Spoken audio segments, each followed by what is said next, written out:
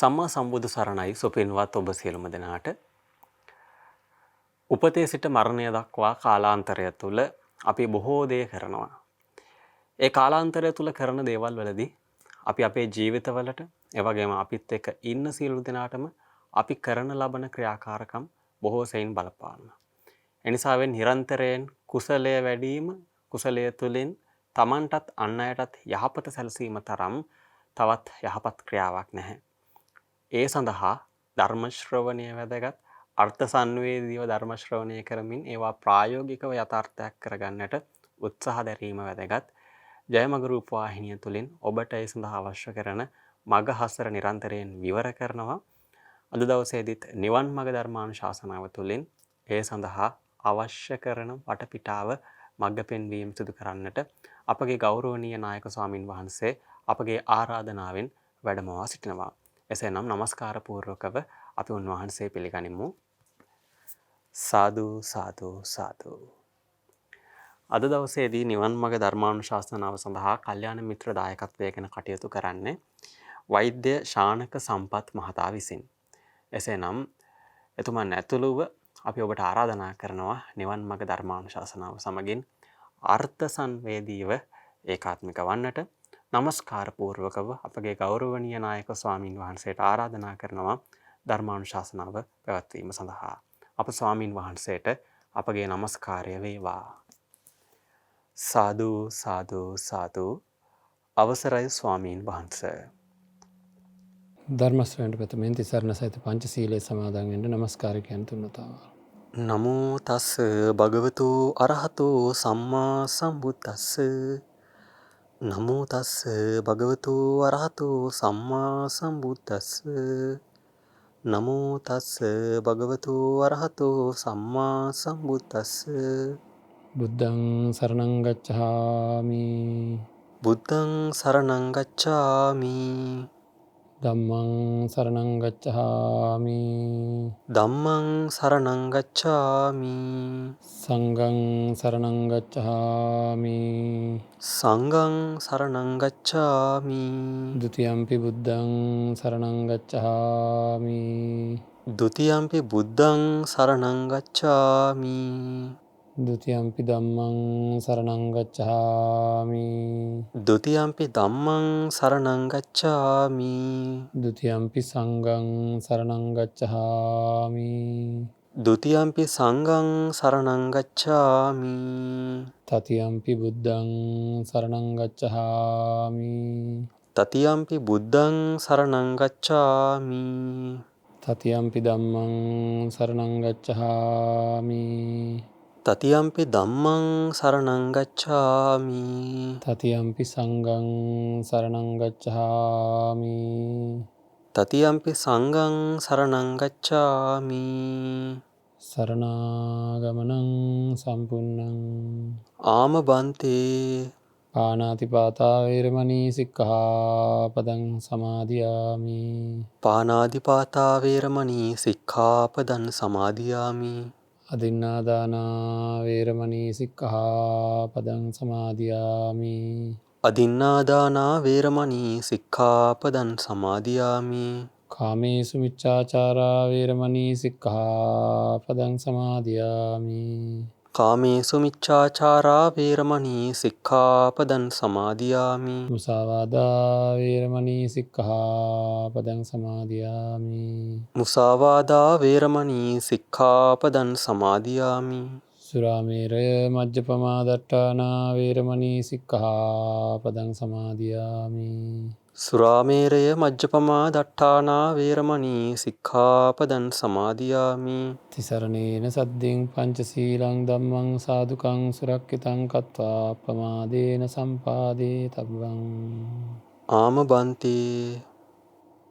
සමන්ත චක්කවාලේසු අත්‍රා ගච්ඡන්තු දේවතා සද්දම්මං මුනි රාජස් සුනන්තු සග්ග මොක්ඛදං.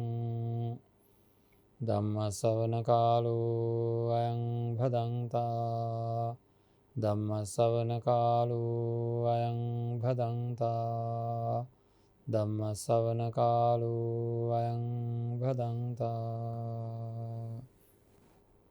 නමෝ තස්ස භගවතු වරහතු සම්මා සම්බුද්දස්ස. නමෝ තස්ස භගවතු වරහතු සම්මා සම්බුද්දස්ස.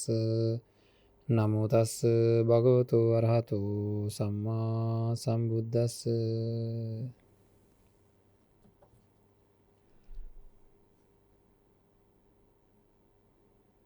සුදුත්ත සංසුනී සුනං යත්තකාම නිපාතිනං චිත්තං රක්කේත මේධාවී චිත්තං ගුත්තං සුකාවහන්ති. සදාබුද්ධි සම්පන්න පින්වත්නි, සම්මා සම්බුදුරජාණන් වහන්සේ දේශනා කරපු ආකාරයට අපේ ජීවිතය ඉතා නිවැරදිව සකස් කරගන්නට අපි නිබඳව නිරතුරුව උත්සාහ ගන්නට ඕනේ. මේ ජීවිතය සාර්ථක කරගන්නටත් සසර ජීවිතය සුවපත් කරගන්නටත් හැම වෙලේම කළ යුතු දේ කරමින් නොකළ යුතු දේ නොකරමින් උපරිම වශයෙන් වෙහෙස ඇති කරගන්නට ඕනෑ.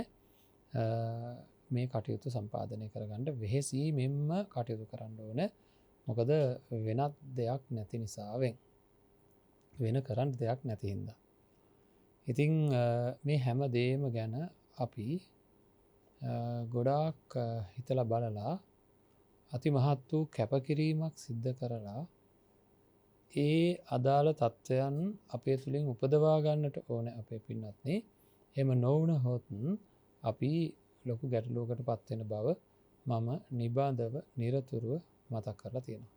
සියුම් කාම අරමුණකටවක්වත් හිතට යන්නට නොදී තබා ගැනීමේ වැඩ පිළිවෙලක් ඕනෑ.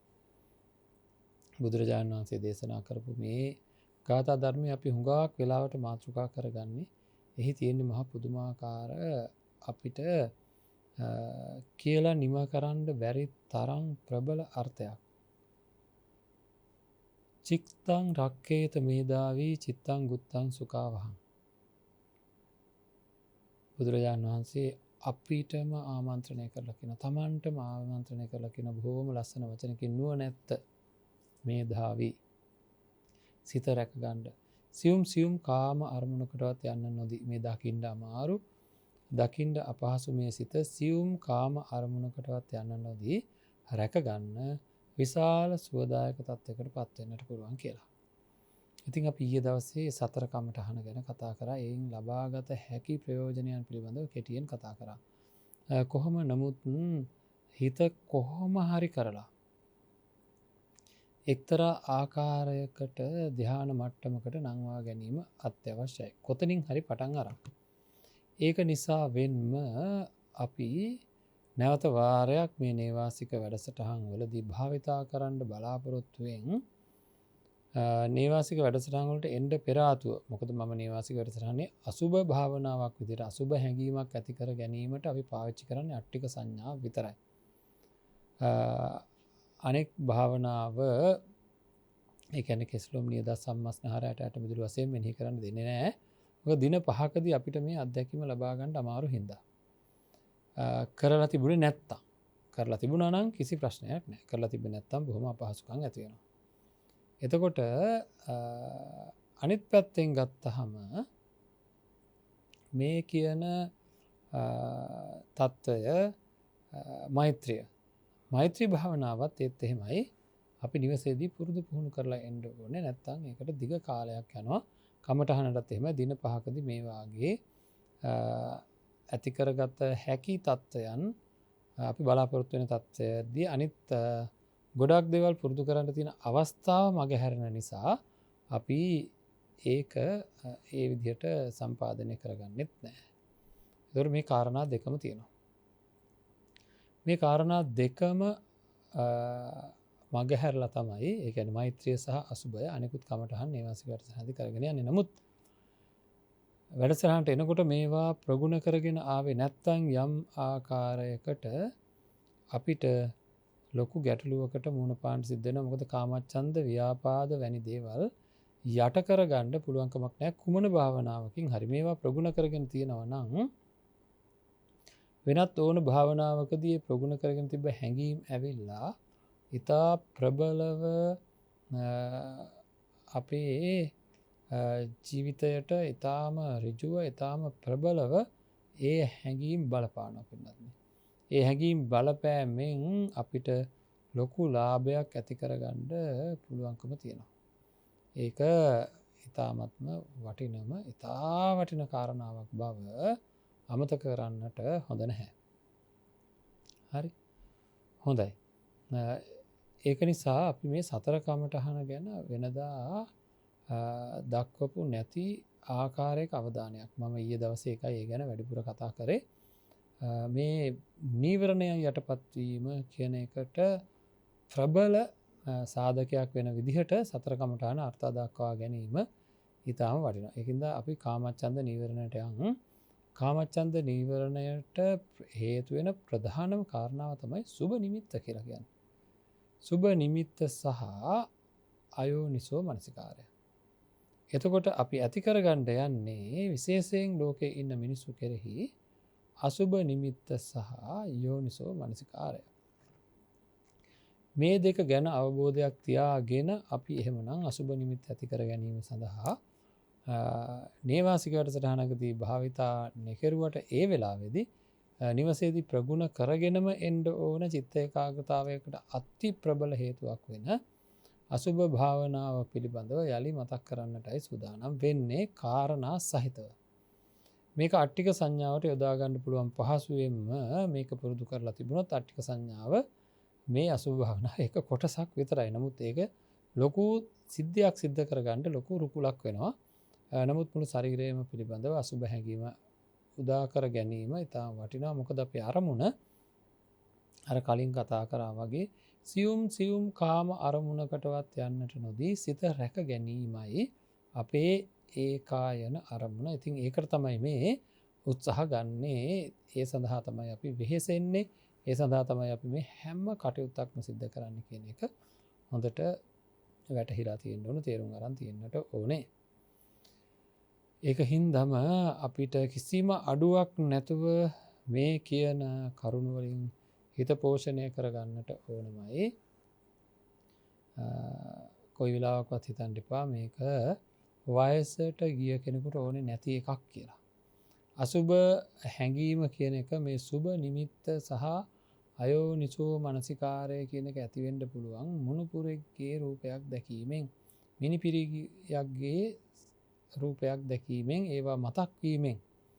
මුණුපුරාගේ රූපය, මිනිපිරිගේ රූපය, ඒ වගේ දරුවෙක්ගේ රූපයක් මතක් වීමෙන්, සටහන් මතක් වීමෙන්, මුහුණේ සටහන මතක් වීමෙන්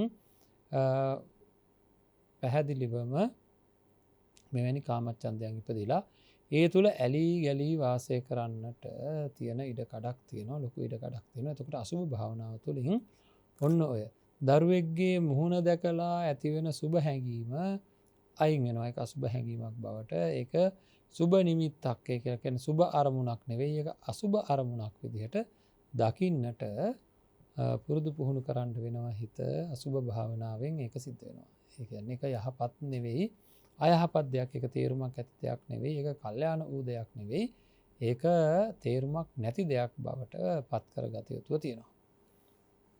ඉතින් මේවා සිද්ධ කරගන්නට යෑමෙන් අපිට ලැබෙන ලාභය කොච්චරක්ද කියලා බලන්නට ඕනේ. පළවෙනියෙන්ම අපේ පින්වත්නි, අපේ හිත මේ සුබ නිමිති හොයාගෙන වේගෙන් ඒ නිමිති හොයාගෙන ඒවා තියෙන තැන් ගැන විතර්ක පහල කරගනිමින් දැක්ක දේවල් නැවත දකින්නට, අහපු දේවල් නැවත අහන්නට, විඳපු දේවල් නැවත විඳින්නට හැම නිමේෂයකම අර අදිනවා. හැම නිමේෂයකම සූදානම් වෙනවා. හැම නිමේෂයකම ඒ සඳහා අවශ්‍ය කරන පසුබිම් සකස් කරගන්නට ලොකු උත්සාහයක් ගන්නවා. හරිද? මොකක්ද, කවුද මේ දේ කරන්නේ? මේ කාමච්ඡන්දය කියන දරුණු අකුසලය මොකද කරන්නේ? ඔය ඒ සුබ වශයෙන් දැක්ක මේ ශරීර නැවත දකින්න, නැවත අහන්න, නැවත විඳින්න ලොකු උත්සාහයක් ගන්නවා, හොයන්න. ඉතින් මෙන්න මේකේ ලැබුණා කියලා ඇතිවීමක් වෙන්නේ නැහැ. හැබැයි නොලැබුණොත් දුකක් ඇති වෙනවා. දකින්න උවමනාවෙන් ඉන්න දේ දැක්කේ නැත්තම් දුකක් ඇති වෙනවා දැක්කහම සතුටක් ඇති වෙනවා නමුත් බොහොම ටික වෙලාවකින් ඒ සතුට නැති වෙලා යනවා මේක තෘප්තිමත් වෙන්නේ නැහැ කවදාක්වත් ඉතින් ඒක නිසා කාමච්ඡන්දය කියන එක ගැන අපිට ඔය වගේ අදහසක් තියෙන්න ඕනේ අන්න ඒ කාමච්ඡන්දය අයින් වෙන්න මේ සුබ වශයෙන් ගැනීම සහ අයෝනිසෝ මනසිකාරය තියෙන තාකල් කාමච්ඡන්දය තියෙන කාමච්ඡන්දය වැඩි වෙනවා නැති කාමච්ඡන්දය ඇති වෙනවා. ඉතින් ඒක හින්දා මේ දැනිලා තියෙන දේ අපි ඉවත් කරගන්න ලොකු උත්සාහයක් ගන්න ඕන. අපිට මේ දැනෙන කාරණාව අපේ තුලින් ඉවත් කරගන්න ඕන අසුබ හැඟීම උපද්දවන්න ඕනේ. උපද්දවන්න ඕනේ අසුබ හැඟීම.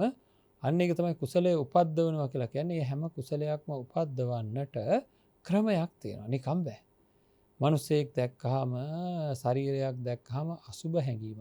ලොවේහි සියලු මිනිස්සු පිළිබඳව කිසිම ශරීරයක් පිළිබඳව දැක්කහම ඇහුවහම වින්දහම මෙනෙහි වුණහම අඩුම ගානේ සුබ හැඟීමක් සුබ සංස්කාරයක් ඇති නොවෙන්න ඕන. ඒ කියන්නේ වින්දහම කියලා කිව්වේ මම ඔතනින් අතින් හරි ස්පර්ශ කරනකොට මේක සුබ දෙයක් මේක ප්‍රිය දෙයක් කියලා මේක හොඳ දෙයක් කියලා අදහසක් එන්නේ නැති වෙන්නට ඕනමයි.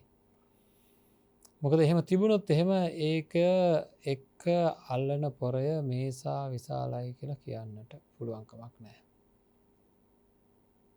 මෙන්න මේකෙන් අත මිදෙන්න ඕන. මොකද යම් හේයකින් මේ දකින ওই රූප දැකලා ඒවා සුබ වශයෙන් අරගෙන ඒ රූපයේහි සතුටු වුණොත් යම් කෙනෙක් අසාරේ සාරමතිනෝ සාරේ චාසාර දස්සනෝ සරුදේ નિසරු වශයෙන් ගත්ත කෙනෙකුට નિසරුදේ සරු වශයෙන් ගත්ත කෙනෙකුට තේසාරං නාදි ගච්ඡanti මිච්ඡා සංකප්ප ගෝචරය කවදාක්වත් අවබෝධයකට එන්නේ නැහැ වැරදි සංකල්පයකටම යනවා.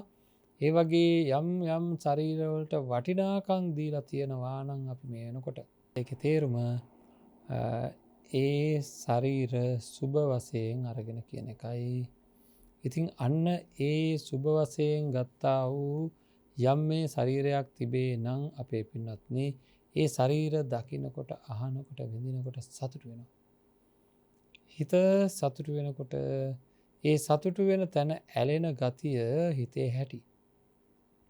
කොහේ හරි තැනක හිත සතුටු වුණා නම් අන්න එතන මොකද වෙන්නේ හිත ඇලෙනවා. ඇලෙනවා කියලා ඉතින් අපි දන්නවනේ දැන් මොන හරි ගම් జాතියක් දාලා තිබුත් එතන ඇලෙනවා. ඒකට ගලව ගන්න ලේසි නෑ. මුද්දරයක් කොලයක ඇලෙව්වොත් ඊට පස්සේ ගලවන්න බෑ. අන්න ඒ වගේ මේ හිත තැන් තැන් වල ඇලෙනවා. එක රූපවල අපි දන්නේ නැතුව අපි එක මනසින් වුණාට මොකද ඒ සිද්ධ වෙන දේ තේරුම් අරන් තියාගන්න ඕනේ. යම් කිසි රූපයක් දැක්කහම ඒක සුබ වශයෙන් දැනුණාම ඒක නිසා යම් කිසි සතුටක් ඇති වුණාම මොකද වෙන්නේ? නැවත දැකීමේ ආසාවක් උපදිනවා. අන්න ඒකත් එක්ක ඒකෙහි ඇලෙන ගතියක් තියෙනවා. ඒකෙන් ගලවන්නට බොහොම අමාරුයි. ඒකේ ඇලෙන ගතියක් තියෙනවා. එතකොට අන්න ඒ ඇලෙන ස්වභාවයත් එක්ක තවදුරටත් මේක ඉදිරියට ගියොත් ඒක මගේ කියලා ග්‍රහණය කරගන්න ගතියකට එනවා. ඇලෙන දේ ග්‍රහණය කරගන්න ගතියකට එනවා. ඒකට එහෙනම් සතුට වෙනවා, ඇලෙනවා, ග්‍රහණය වෙනවා. අන්නේ ග්‍රහණයට තමයි කියන්නේ උපාදානය කියලා. එතකොට මොකද වෙන්නේ? මේ වස්තුව මොකක් හරි අපි රූපයක් ගත්තාම ඒක සුබ වශයෙන් ගත්ත නිසා තමයි මේ දීර්ඝ වැඩේ සිද්ධ වෙන්නේ. ඇලීම, ග්‍රහණය වීම, සතුටු වීම, ඇලීම, ග්‍රහණය වීම කියන ක්‍රියාවන් සිද්ධ වෙන්නේ සුබ වශයෙන් දකිනවා නම් මං රූපයක් පිළිබඳව. එහෙනම් අපි උත්සාහ කරනවා අපේ ජීවිතයට එකතු වෙන රූප අසුබ වශයෙන් දකින්නට. සුබ වශයෙන් දැකීම පැත්තකින් තියලා අසුබ වශයෙන් දකින්න විදිහට මනස සකස් කරගන්න. එහෙම වුණොත් ඔය ගැටලුවට මුහුණ පාන්නට සිද්ධ වෙන්නේ නැහැ. හරිද? එහෙම වුණොත් ගැටලුවට මුහුණ පාන්න සිද්ධ වෙන්නේ නැහැ. ඒක නිසා අසුබ වශයෙන් දැකීමේ අවශ්‍යතාවයක් තියෙනවා. එතකොට මොකද කරන්න කියලා බලන්න පින්නත්නි මේක අසුබ වශයෙන් දකින්නට නම් ශරීරයේ සැබෑ ස්වභාවය සැබෑවටම ශරීරයක් කියන්නේ අසුබ දෙයක්. නමුත් අපිටයි ඒක සුබ වශයෙන් තේරෙන්නේ. ඒකට තියෙන සංඥා විපල්යාසයක් කියලා. ඒ කියන්නේ හඳුනාගන්නේ වැරදි විදිහට මේක බුදුබණ අහපු අපි දැනගන්නවා. මෙතන හඳුනා ගැනීමේ වැරද්දක් තියෙන්නේ. ලෝකෙහි කිසිම කෙනෙක්ගේ ශරීරයක සුභ වශයෙන් ගන්න පුළුවන් ලක්ෂණ නැත. ඒක තියෙනවද කියලා පිරික්සන්න කියලා බුදුරජාණන් වහන්සේ දේශනා කරනවා. උද්දං පාද තලාදෝ කේසමත්තකා තච්පරියන්තම් පූරං නානා ප්‍රකාරස්ස අසුචිනෝ පච්චවෙක්කති කියලා. මේ ශරීරය පාද තලයේ ඉඳලා කේස මත්තකය දක්වා තියෙන්නා වූ නොයෙකුත් ආකාරයේ කොටස් ඒ සියල්ල සුභ නොව අසුභ බව ඒ වගේම ඒවා කොහොමද හිතන්න කියලා තියෙන්නේ පිළිකුල් වශයෙන් ඒවා කොයි විදිහටද නානා ප්‍රකාරස්ස අසුචිනෝ නොයෙකුත් ආකාරයේ අසුචියෙන් මේක පිරී තිබෙනවාය කියලා අපි මොකද කරන්නට ඕනේ හොඳින් ඉතා හොඳින් පිරික්සන්නට ඕනේ. හරිද? ඉතා හොඳින් පිරික්සන්නට ඕනේ. ඒ සඳහා අපේ අවධානය යොමු කරගන්නට මේක කොහොමද පිළිකුල් මුළු ශරීරයම පිළිකුල් කියන හැඟීමකට අපි ඒ හදාගන්නට ඕනේ. ඒක කොයි ආකාරයටද කරන්නට පුළුවන් කියලා අපි දැන් විමසලා බලන්නට ඕනේ. ඒ සඳහා තමයි කියන්නේ අසුභ භාවනාව කියලා. ඒතර අසුභ වශයෙන් පිරික්සන්න මේක සත්‍ය දැන ගැනීම සඳහා පිරික්සන්න උන ආකාරයක් ධර්මයේ සඳහන් වෙනවා. ඒ තමයි අත්ති ඉමස්මින් කායේ කේසා ලෝමා නකා දන්තා තචෝ මන්සං නහාරු අට්ටි මිජ්ජං වක්කං හදයන් යකනම් පිහකං කිලෝමකම් පප්පාසං මේ විදිහට මේ තියෙන මේ ශරීරයේ කොටස් 32කට බෙදලා අපිට දීලා තියෙනවා වෙන් වශයෙන් මෙනෙහි කරන්න කියලා. වෙන් වශයෙන් මෙනෙහි කරන්න කියලා. ඉතින් මේ ඔක්කොම නැතත් Tamanට සමහර දේවල් මෙනෙහි කරගන්නට නොහැකි වේවි. නමුත් හැබැයි උපරිම වශයෙන් මෙනෙහි කරන්න ඕන අවසාන ප්‍රතිඵලය දක්වා. මොකද්ද මේ අවසාන ප්‍රතිඵලය කියන්නේ?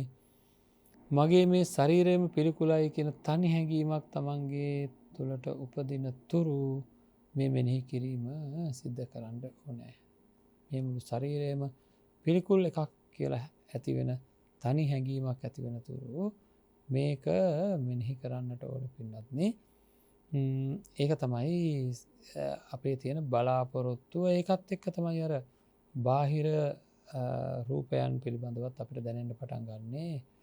මේ රූපයනුත් අසුභයි කියලා දැනෙන්නට පටන් ගන්නවා. මේවත් සුභ දේවල් නෙවෙයි කියලා. එතකොට දෙපැත්තම සමානව දැනෙන්න පටන් ගන්නවා. එතකොට තමයි බාහිර ලෝකයේ තියෙන සියලු ශරීර සුභ නොව අසුභ දේවල් කියලා එක ගොඩකට වැටෙන්නේ. අසුභ දේවල් පිළිබඳව පින්නත්නි අපි කිසිම වෙලාවක සතුටු වීමක්, ඇලීමක්, ග්‍රහණය වීමක් නැහැ. එතකොට ඉතින් ඔය කොච්චර ලස්සනට පෙවුනත් ඒවා පිළිබඳව සතුටු වීමක්, ඇලීමක්, ග්‍රහණය වීමක් සිද්ධ නොවන තාක්කල් ඒවා පෙවුනා කියලා ප්‍රශ්නයක් වෙන්නේ නැහැ. ඒ කියන්නේ අපේ හිත මුලාවටපත් වෙන්නේ නැහැ. නොඇලෙනවා නම්, නොසතුටු වෙනවා නම්, නොඅල්ලා ගන්නවා නම් යම් කිසි ආකාරයක හානියක් සිද්ධ නොවන බව අපි ඉතා හොඳින් තේරුම්ගෙන තියෙන්නට ඕනේ. අපේ මේ ගෙවන ජීවිත කාලය තුළ එවැනි උතුම් හැඟීම් ඇති කර ගැනීමේ දැඩි අදහසක් අපි ළඟ තියෙන්නටත් ඕන. ඉතින් අපිට ඔන්න අපි හිතමු එක් දේවල් අරගෙන මුළු ශරීරයම පිළිකුලයි, අන් අයගේ ශරීරය පිළිකුලයි කියලා හැඟීම් උපදවා ගැනීම සඳහා යම් කිසි කෙනෙක් පිළිපන් කෙනෙක් බවට පත් වුණා කියලා හිතමු. හරි මම මේක කරන්න ඕන මේ කියන කතාව ඇත්ත තමයි. මේකෙන් මට ලොකු ලාභයක් ලබා ගන්න පුළුවන්, මේ හිත නිදහස් කරගන්න පුළුවන් කියලා අදහසකින් මේ වගේ හිත නිදහස් කිරීම සඳහා වූ මේ භාවනාව සිද්ධ කරන්න පටන් ගන්නවා කියලා හිතන්නකො කෙනෙක්. අන්න එතකොට එයාට අවසානයේදී තමන්ගේ මුළු ශරීරයම පිළිකුලයි කියන හැඟීම උපදින්න ඕනේ. අනුන්ගේ ශරීරද පිළිකුලයි කියලා හැඟීම උපදින්න ඕනේ. මේ දෙකම එකට අරගෙන මේ ශරීර අපිට යම් කිසි වැදගත් තැනකටවත් අරගෙන යන්න බැරි තත්ත්වයක තියෙන්නේ කියන ප්‍රබල අසුභ හැඟීම ඇති වෙන්නට ඕන. ඉතින් එහෙම අසුභ හැඟීමක් ඇති වුණොත් තමයි අපිට පුළුවන්කම තියෙන්නේ මෙතනින් එහාට තියෙන මේ විසුද්ධීන් සම්පාදනය කරගෙන උතුම් තත්ත්වයකට පත්වෙන්නට හැකියාව තියෙන ඒ වගේ හැඟීම් උපදවා ගත්තොත් විතරමයි. ඉතින් අපි එහෙම ඒ පිළිකුල් හැඟීම හදාගන්න මේ එක් කොටස අරගෙන ඒ කොටස පිරික්සන්ඩ ඕනේ. ඒ කොටස පිරික්සලා ඉස්සෙල්ලාම කරන්නේ අසීයෙන් හිටිය මම සිහි උපදවා ගන්න එක. මොකක්ද මේ කාරණාව? මේවා හොඳට තේරුම් අරගෙන මේ භාවනාව හොඳින් කරන්න ඕනේ. මේ භාවනාව තුළින් අපිට ගොඩාක් දේවල් ඉගෙන ගන්න පුළුවන්කම තියෙනවා. භාවනාවක් කරන්නේ ඇයි කියන එක අපි මුලදිම ආරම්භ කරා මේ වගේ කමටහනකින්ම. මේ කමටහනම නමුත් මෙතනදී අපි තවදුරටත් මෙහි තියෙන වටිනාකම් දැනගෙන අපි මේක සිද්ධ කරන්නට ඕන. මේ සුබ හැඟීම අයින් කරලා අසුබ හැඟීම උපදවා ගන්න කාමච්ඡන්දය තදින්ම දුරු කරගන්න පුළුවන් හැකියාවක් තියෙනවා මේකත් එක්ක. ඉතින් මොකද ශරීර පිළිබඳව තියෙන කාමච්ඡන්දය පින්නත් මේ හරීම දරුණු එකක්. ඒක අපිට ලොකු හානියක් සිද්ධ වෙන එකක්. ඒක තියාගන්න හොඳ එකක් නෙවෙයි. ඒකෙන් සිද්ධ වෙන්නේ අනර්ථයක්මයි. අපේ හිත අතිවිශාල ගැටලුකාරී තත්ත්වයකට පත්වෙන නිසාවෙන් ඒවා අතහැර ගන්නට ඕන අපි කොහොම හරි කරලා. දැන් එතකොට මේ තත්ත්වයන් අයින් කරගන්න කරන්න ඕන මොකක්ද කියලා විමසනකොට අපිට හොඳටම තේරෙනවා අපේ මේ ජීවිතයේ තියෙන සත්‍ය තත්ත්වය තේරුම් ගැනීම සඳහා අපි මේ කොටස් 32 අරගෙන මේ ශරීරයේ තියෙන සත්‍ය තත්ත්වය තෝරා ගැනීම සඳහා මේ කොටස් 32 අරගෙන වෙන වශයෙන් මෙනෙහි කරන්න ඕන. මොනවා වෙනකන්ද මේවා ගැන යම් මුලාවක් තිබ්බනම් එක ගැන ඒ මුලාව අයින් වෙලා සිහිය උපදින්න ඕන. අසිහියෙන් හිටියා නම් උදාහරණයක් විදිහට අපි හිතාගෙන ඉන්නවා අපේ හැම නැත්තම් අපේ දත් ටික අපි හිනහා වෙනකොට අන් අය දැකලා සතුටු වෙනවාය කියලා.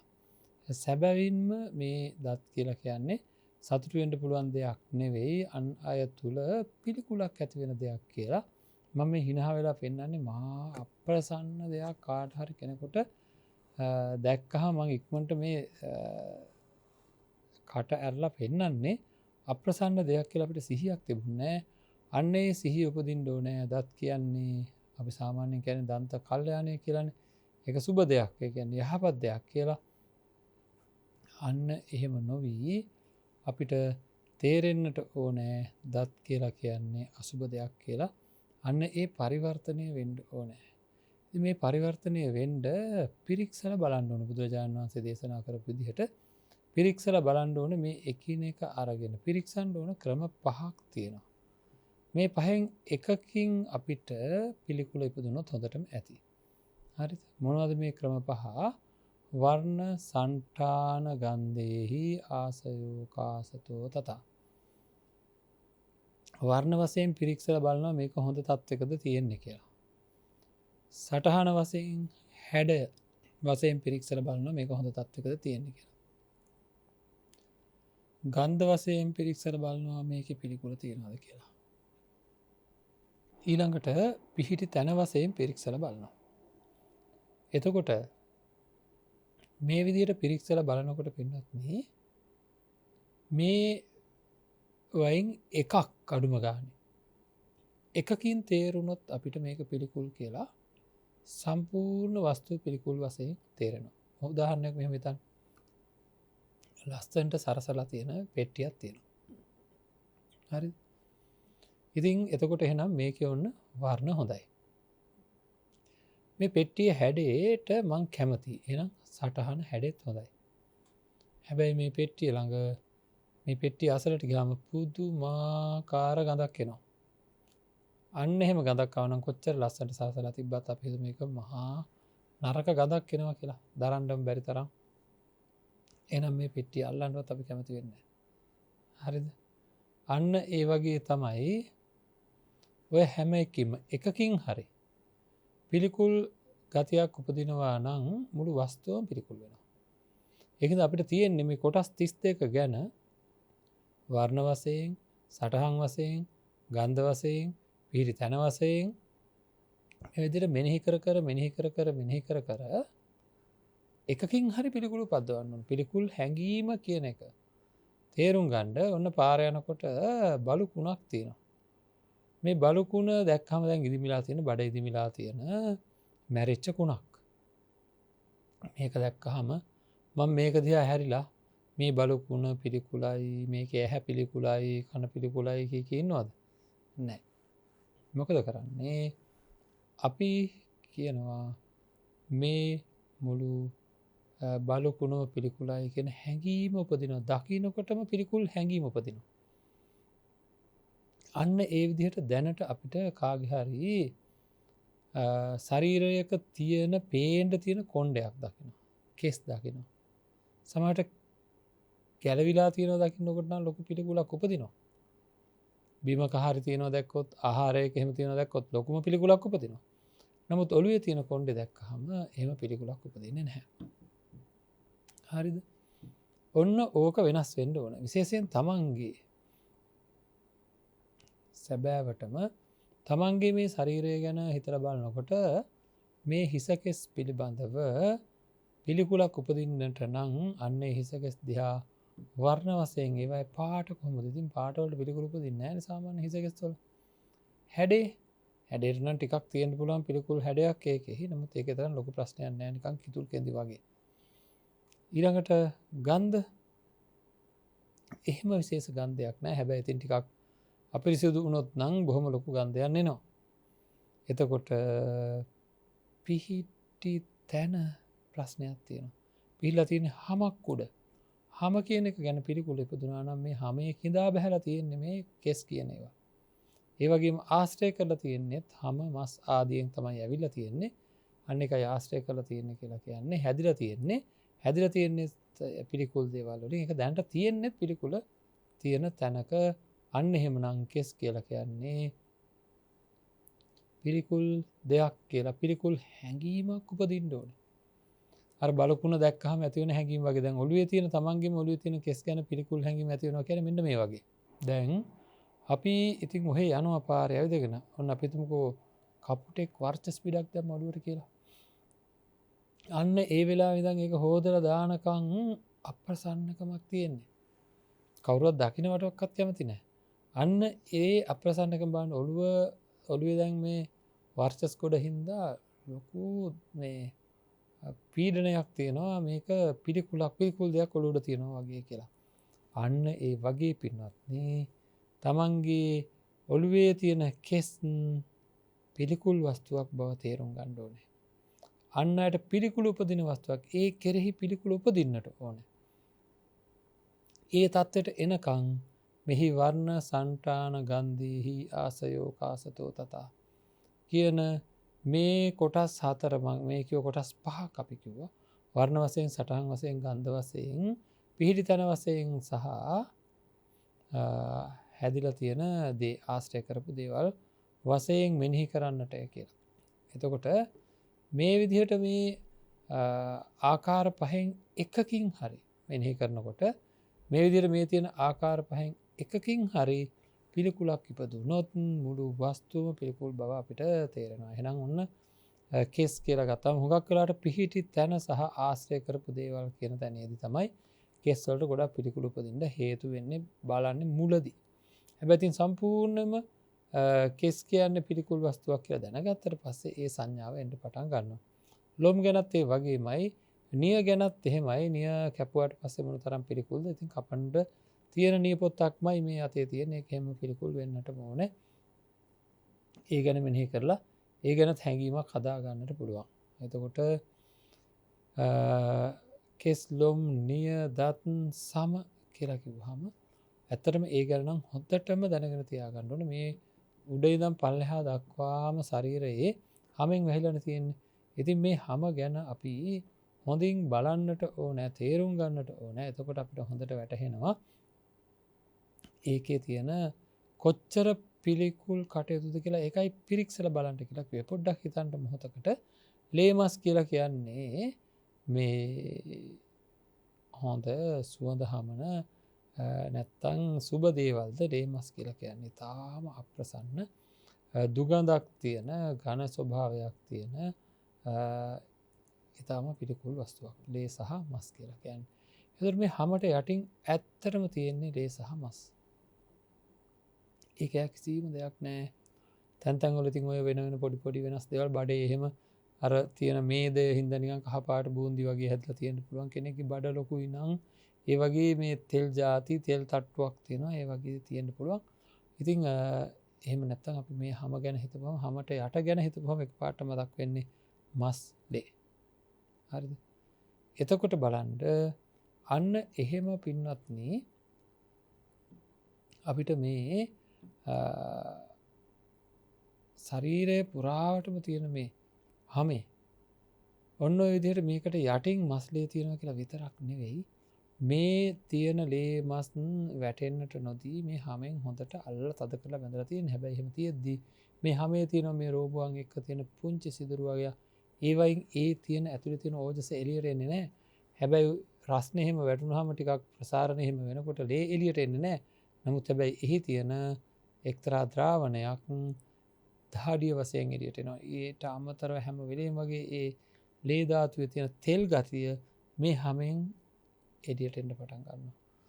ඉතින් ඔන්න ඔය නිසා ඕවත් එක්ක අනිත් එක මේ හැම වෙලේම ඇඹරෙනවා. ඒ විතරක් නෙවෙයි වටේ පිටේ තියෙන දූවිලි ආදියත් ඇවිල්ලා මේ හැමේ තැවරෙනවා. ඉතින් මේව ඔක්කොම එකතු වෙනවා. දැන් මොනවද?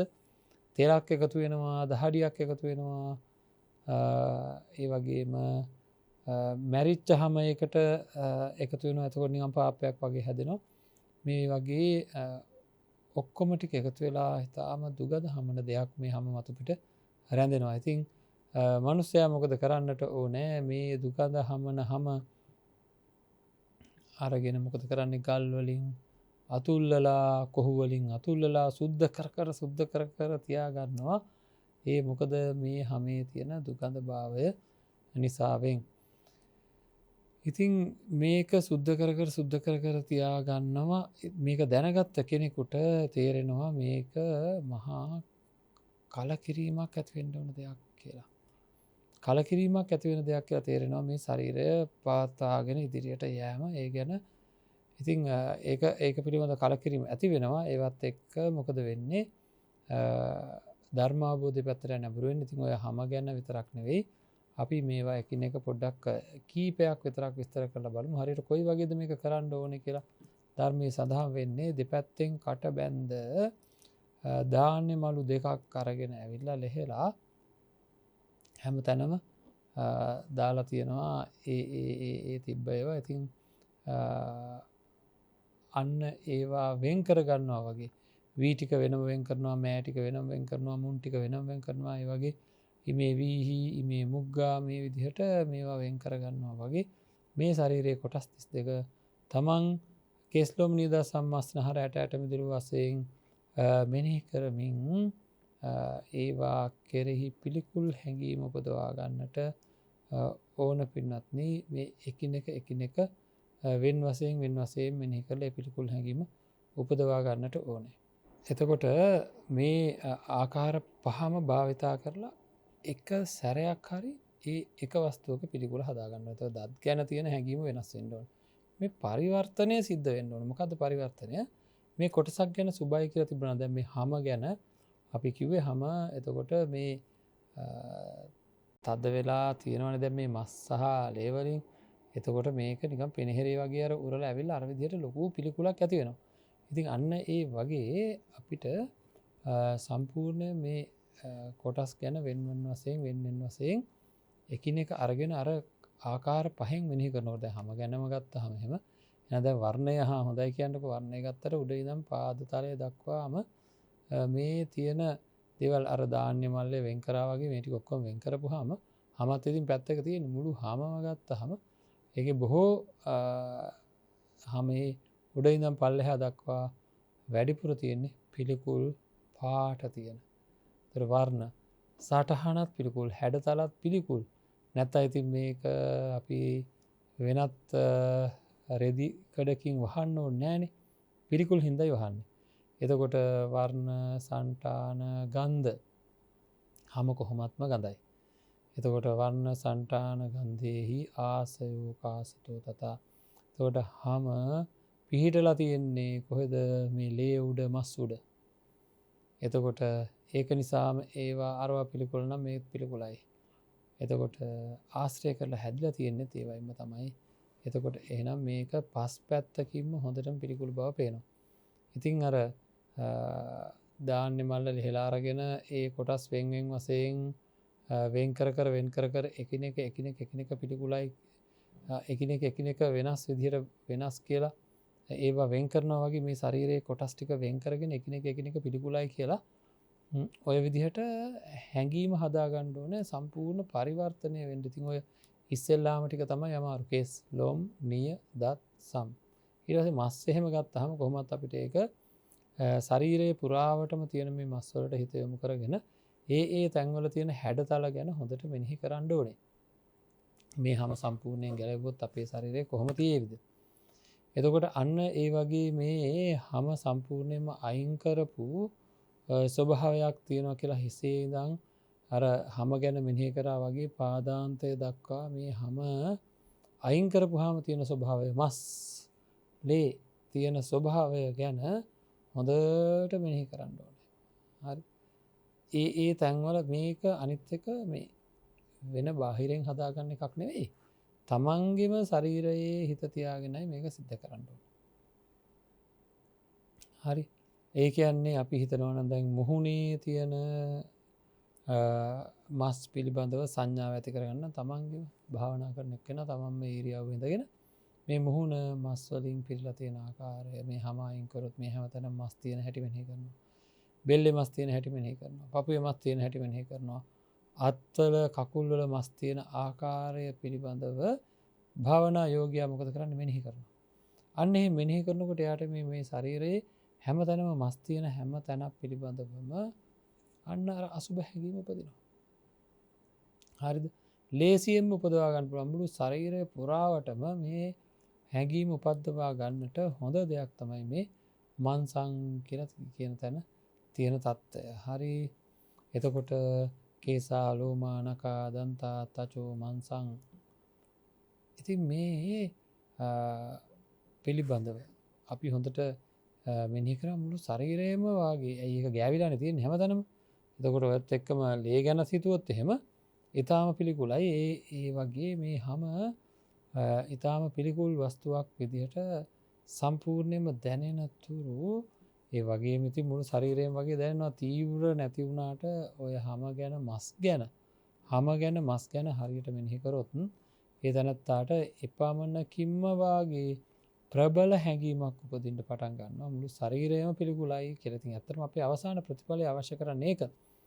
නමුත් තවදුරටත් මේ කොටස් 32 මෙනෙහි කරමින් ඉදිරියට යන්නට ඕනේ. එකිනෙක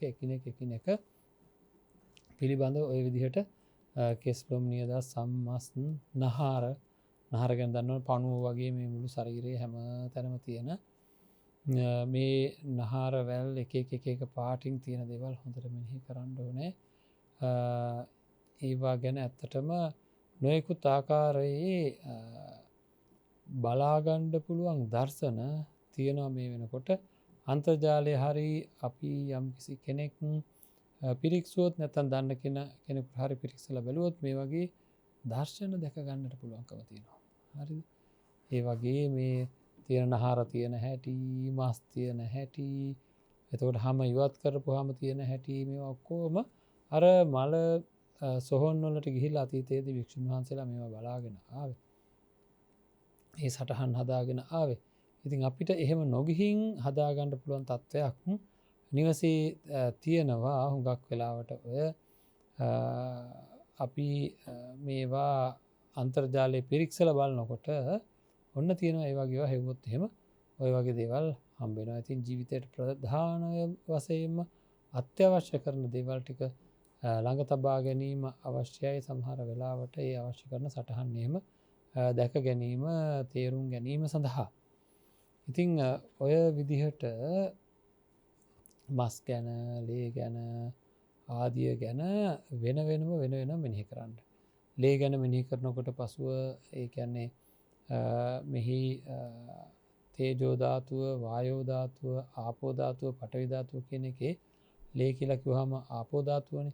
අන්න ඒ ආපෝ ධාතුව ගැන මෙනෙහි කරන වෙලාවක අපිට පුළුවන්කම තියෙනවා මේ ලේ ධාතුව ගැන මෙනෙහි කරන ලේ ධාතුව ගැන මෙනෙහි කරනකොට අපි දන්නවා හොඳටම මේක කොච්චර පිළිකුල්ද කියලා කොච්චර දුගන්ධද කොච්චර සෙවල ගතියක් තියෙනවද ඒව ගැන හොඳට මෙනෙහි කරන්න ඕනේ. එහෙම මෙනෙහි කරනකොට මුළු ශරීරය ගැනම අසුභයි කියලා හැඟීමක් ඇති වෙනවා. කොහොම නමුත් මෙන්න මේකයි අවසානයේ බලාපොරොත්තු වෙන ප්‍රතිඵලය පින්නත්නේ.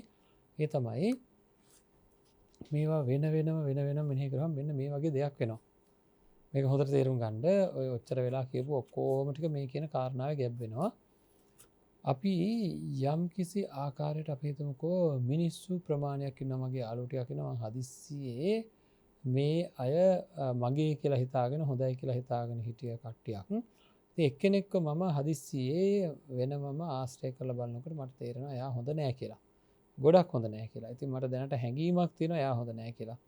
තව කෙනෙක් ආශ්‍රය කරලා බලනකොට කලින් වගේ නෙවෙයි එයාත් හොඳ නෑ කියලා මට තේරෙන්න පටන් ගන්නවා. දැන් එයාත් හොඳ නෑ කියලා මට හැඟීමක් ඇති වෙනවා. දැන් ওই දෙකම ඇති වුණාට පස්සේ ඒ දෙක වෙනුවට තනි හැඟීමක් ඇති වෙනවා. දෙන්නම හොඳ නෑ කියලා. හැබැයි මේ දෙන්නගේ සම්පූර්ණයෙන්ම ඒ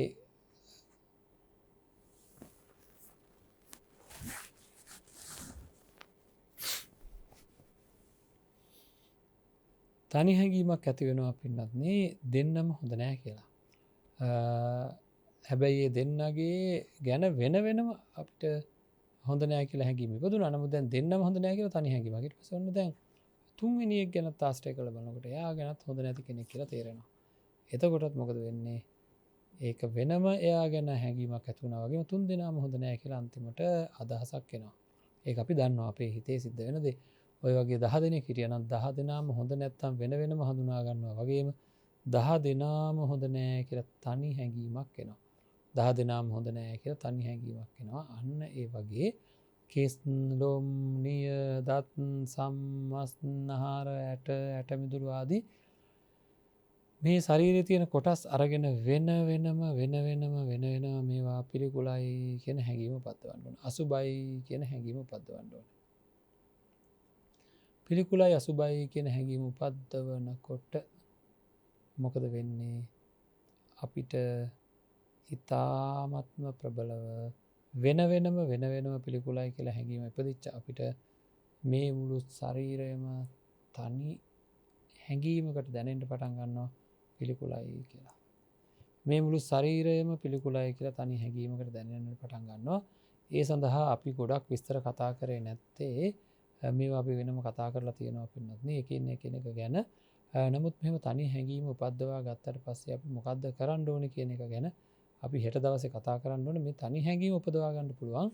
ඒ කියන්නේ මුළු ශරීරයම පිළිකුලයි කියලා. අර පාරේ තියෙන බලුකුණ දැක්කහම තනි හැඟීමක් නැති වෙන්නේ ඔය ඔක්කොම තේරුම් ගන්න ඕනේ මේ කියන தত্ত্বය ඒක පිළිකුලයි කියලා. අන්න ඒ වගේ මේ ජීවමානව තියෙන තමන්ගේ මේ ශරීරය සම්පූර්ණ පිළිකුල් කියලා මේකේ ගොජ ගාලා පැහෙන මේ ඇතුලේ පැහෙන දේවල් තියෙනවා. මේවා ආහාර ජීර්ණ පද්ධතිය ආදී වශයෙන් මේවා ඔක්කොම ඊටාම පිළිකුල් ඇතුලේ තියෙන ඔක්කොම ඊටාම දුගඳ ඊටාම සෙවල රස්නේ දේවල් ඔක්කොම මේ හැමෙන් ඇහිලා තියෙනවා.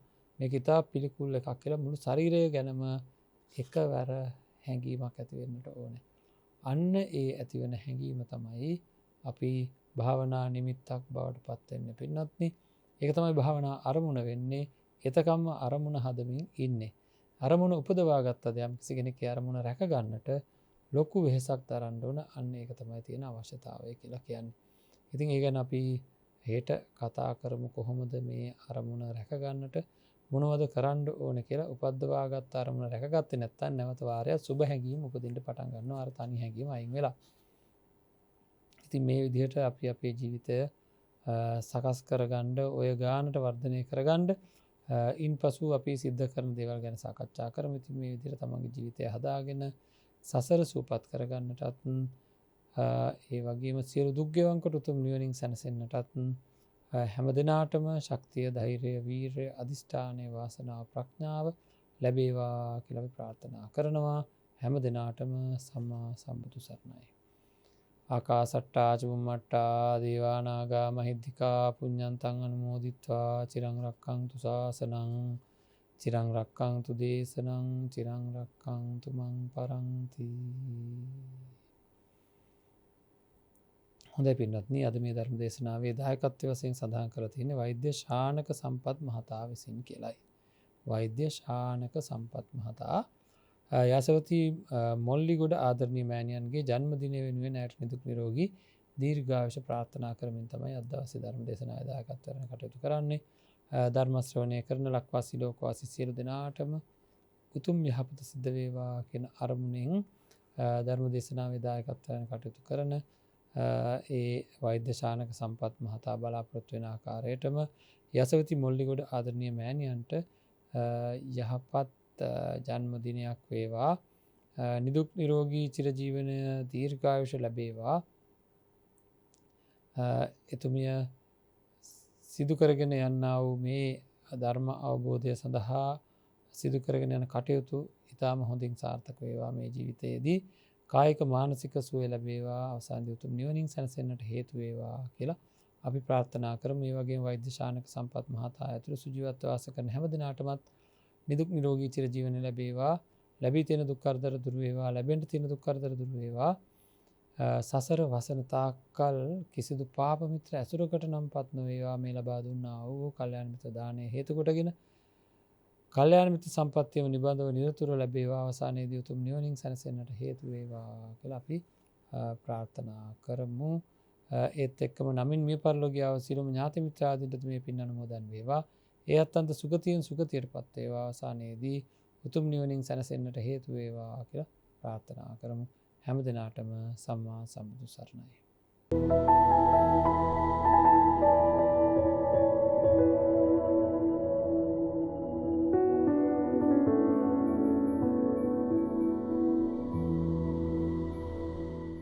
මෙවැනි වටිනා ධර්මදේශනා නැරඹීමට ජයමග TV YouTube නාලිකාව සබස්ක්‍රයිබ් කර සීනුව ලකුණ ක්ලික් කරන්න.